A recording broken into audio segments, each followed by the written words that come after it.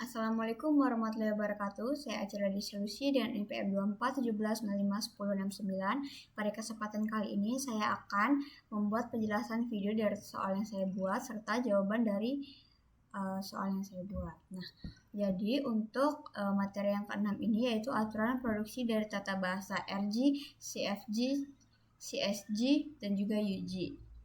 Oke, ini saya referensinya dari Introduction of Automata Theory yang ada di penugasan spreadsheet yang diberikan oleh Pak Febi. Nah, di bagian CFG ini, Chapter 5, Context Free Grammar and Language. Nah, untuk soalnya ini saya bacakan dulu untuk soalnya. Perhatikan bahasa berikut. Bahasa L adalah himpunan string yang terdiri dari huruf A sebanyak n kali, diikuti huruf B sebanyak n kali, lalu huruf C sebanyak n kali dengan syarat n lebih besar atau sama dengan 1. Bahasa ini dapat dihasilkan oleh grammar jenis apa, itu pertanyaannya. Nah, biar kebayang, kalau misalkan n sama dengan 1, jadi hasilnya A, B, C. Kalau misalkan n sama dengan 2, hasilnya AA, BB, CC. Kalau n sama dengan 3, maka AAA, BBB, CCC, dan begitu seterusnya. Jadi intinya jumlah A, B, dan C ini harus sama persis.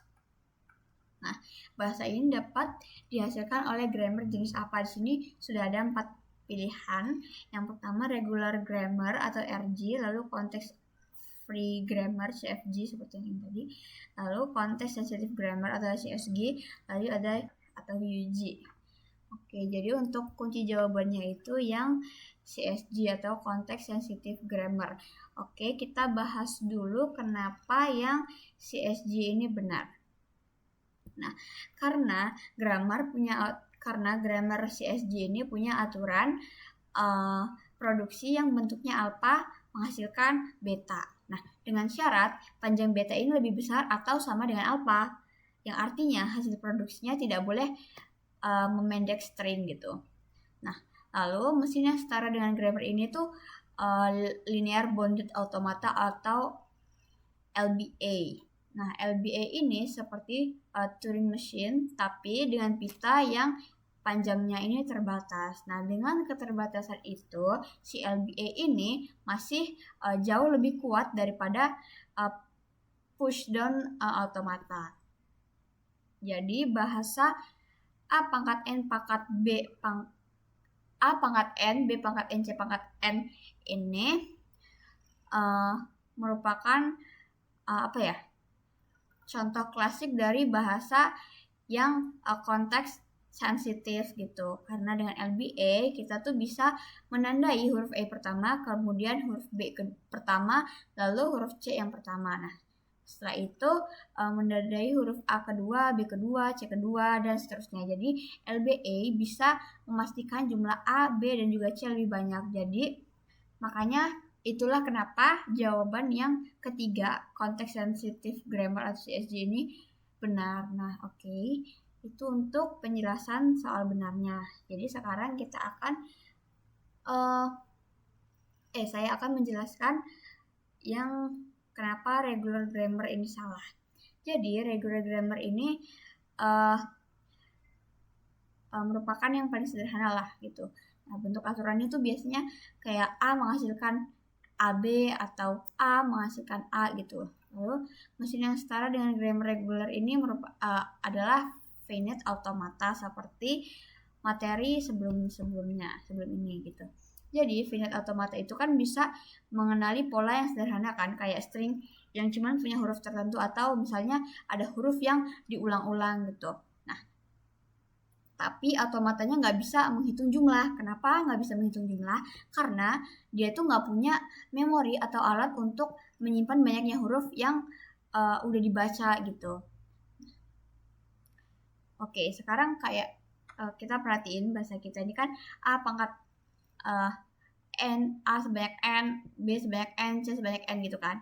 Nah, di sini kita tuh harus mastiin kalau misalkan jumlah A, jumlah B, jumlah C ini sama persis gitu. Jadi finite automata nggak mungkin kan bisa melakukan itu karena dia cuma bisa jalan dari satu state ke state lain tanpa mengingat jumlah yang udah lewat gitu. Bahkan bahasa sederhana A pangkat N, B pangkat N, C pangkat N itu aja nggak dikenali oleh grammar reguler gitu. Jadi mengapa regular grammar ini salah? Lalu selanjutnya konteks free grammar atau CFG. Nah, kenapa yang konteks free grammar ini salah? Karena aturan produksinya ini berbentuk A menghasilkan gamma, di mana A adalah non-terminal tunggal, sedangkan gamma ini bisa berupa string yang terdiri dari terminal non-terminal. Nah, mesin yang setara dengan CFG itu adalah push down automata. Jadi push automata atau dia ini punya satu member tambahan yaitu stack. Nah, dengan stack dia bisa menghitung satu hal gitu. Contohnya bahasa A pangkat N, B pangkat N bisa dibuat dengan CFG. Misalnya aturan S menghasilkan A, SB atau S menghasilkan AB gitu. Nah, aturan itu akan menghasilkan string dengan jumlah A dan B yang sama. Tapi masalahnya kenapa ini salah? Karena untuk bahasa kita soal ini kan A pangkat N, pangkat B pangkat N, C pangkat N kan. Nah, kita ini perlu membandingkan 3 kelompok sekaligus. Nah, jadi pass dan automata itu cuma punya satu stack kan. Nah, satu stack ini cukup untuk mencocokkan jumlah A dan B, tapi abis itu kita harus memastikan lagi kan jumlah C-nya sama apa enggak gitu. Nah, itu nggak mungkin bisa dilakukan hanya dengan satu stack gitu. Jadi konteks free grammar juga nggak cukup kuat untuk menghasilkan bahasa yang kita buat ini, bahasa dari soal yang kita buat ini. Lalu yang terakhir, unrestricted grammar atau UG ini merupakan grammar yang paling umum gitu, karena aturannya nggak dibatasi sama sekali. Terus mesin yang setara ini adalah mesin Turing machine penuh.